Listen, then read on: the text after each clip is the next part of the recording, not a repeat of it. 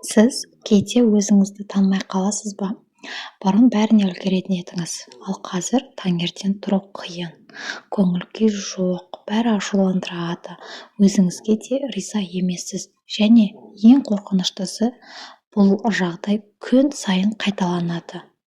Әсіресе көп әйелдерде мен әлсізбін бе, неге басқалар бәріне үлгереді деп өзін кінәлайды. Ал шындық басқада, бұл әйел ағзасының шаршағанын айтуы. Әйел неге тез шаршайды?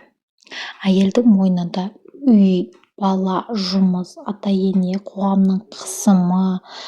Ал әйел демалса жалқау дейді, шаршаса шыда дейді. Ал ағза ше, ол шыдай алмайды.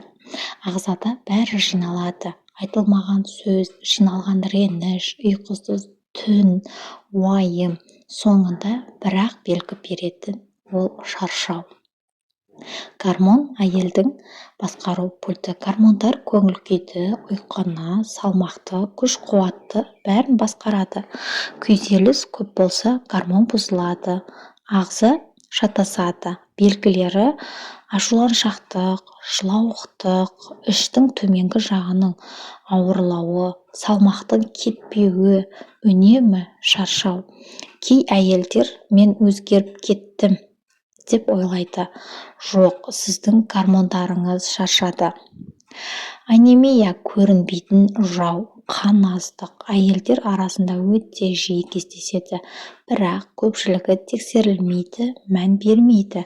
Белгілері бас айналу, әлсіздік, қол-аяқ үнемі суық болып жүруі, жүрек қағысы, ұйқының келуі.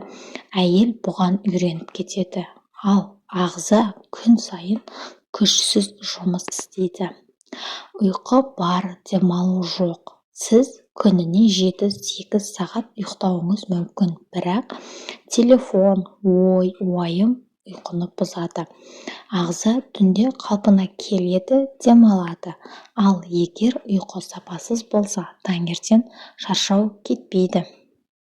Ішке жиналған күйзеліс, әйел жылайды да жұбатады өзін.